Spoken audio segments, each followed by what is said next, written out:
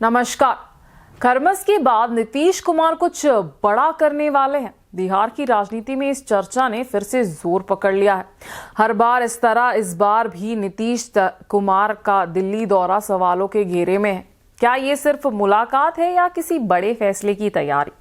दरअसल बिहार की सियासत में खरमस सिर्फ धार्मिक समय नहीं बल्कि पॉलिटिकल संकेतों का वक्त भी माना जाता है।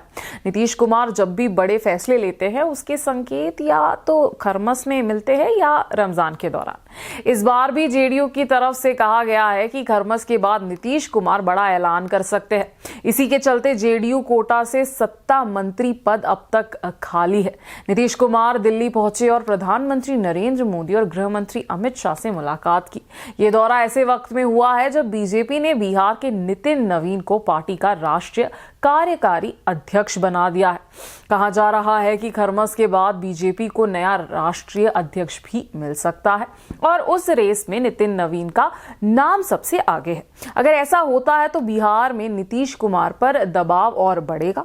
दिल्ली में नीतीश कुमार से जब हिजाब विवाद को लेकर सवाल पूछा गया तो वो बिना जवाब दिए वहां से निकल लिए।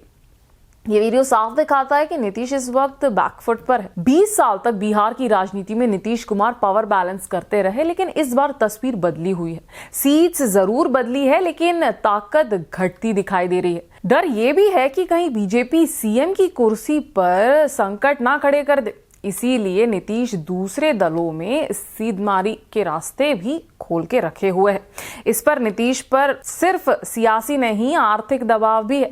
बिहार की तिजोरी खाली है। केंद्र सरकार की नई योजना में राज्य को 40% हिस्सा देना होगा।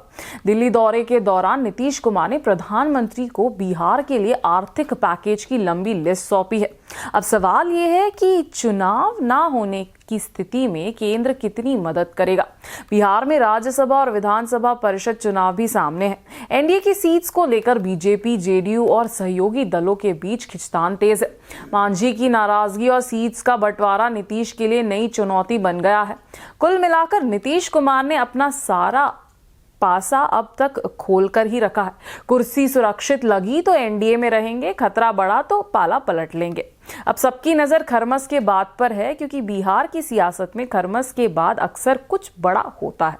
आप देख रहे हैं केटीवी भारत, मेरे साथ मैं हूं वर्षा वेणुगोपाल। नमस्कार।